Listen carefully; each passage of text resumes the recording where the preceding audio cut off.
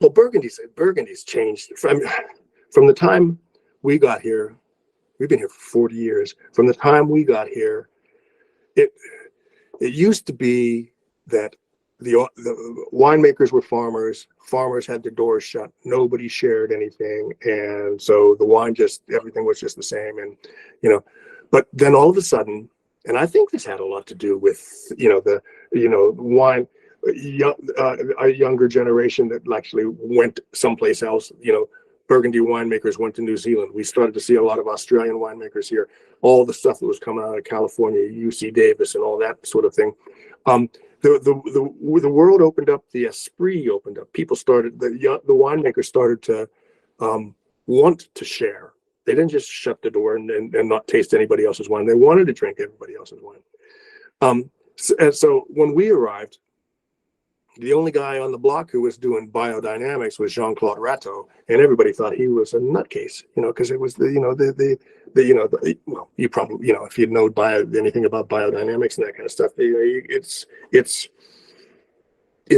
I wouldn't say a leap of faith, but it's a for somebody who was accustomed to just using chemical fertilizers and all that sort of stuff, they just thought the guy was a madman. And then the next thing is we got Pascal Marchand, the French Canadian guy who came over and took over the Clos des Epineux from the Comte d'Armand and started to make a name for himself and became a superstar of biodynamics. I mean, he's to this day he is like, he is biodynamic. He's amazing. But now. It's everybody. Everybody's in transition either to have an organic or biodynamic labeling, or at least is practicing it, because a lot of people don't want to put it on the label because just in case you have a bad year, they want to be able to step back and save the crop if they have to. Because if you take the label and you don't follow through, then you lose the label for the vintage.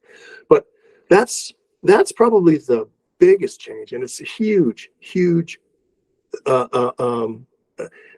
it's brought in a whole new generation of people, young people who are not necessarily attached to the old houses, who are doing things their own way, who are taking simpler vineyards and making wines that are lesser known appellations, but making great wines, and really into the biodiversity, into the idea of farming that's going back to farming, as opposed to somebody selling you chemical fertilizers. Now the other thing is, of course, climate change, and this becomes a bit of a tricky issue, because as we've said earlier, all these appellations in the 1930s were classified as regional, village, Premier Cru, and Grand Cru. So your Premier Cru and Grand Cru are like, they people think that's written in stone.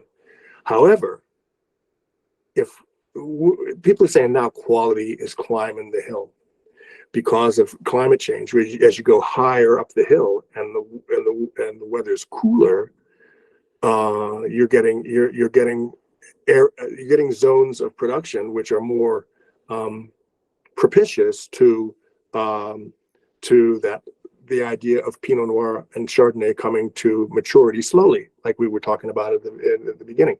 So young producers are now going to other areas. They're going up to what they call the Haute Côte, which is a wine region behind the main wine region of the Côte d'Or. They're going down to the Mâconnais. They're going up to the Auxerrois, and they're opening up these lesser appellations to a wider audience. And so, I mean, essentially you have good winemakers treating simple appellations, but in a noble way, because that's all they got. These guys have regional appellation and village appellation, and they would give their right arm for a Premier Cru, but that's not going to happen. And then not going to happen. It eventually happens. If you make a name for yourself, you'll make a name for yourself. And then the next thing I want to say is the offshoot of organic and biodynamic wine is now we're into what people are calling natural wines, these yellow wines and all that sort of stuff. I can tell you for sure that wine, no matter how natural it is not supposed to taste like a barnyard. I have tasted wines from really good winemakers who use no sulfur in their fermentations, use no sulfur in their bottling, who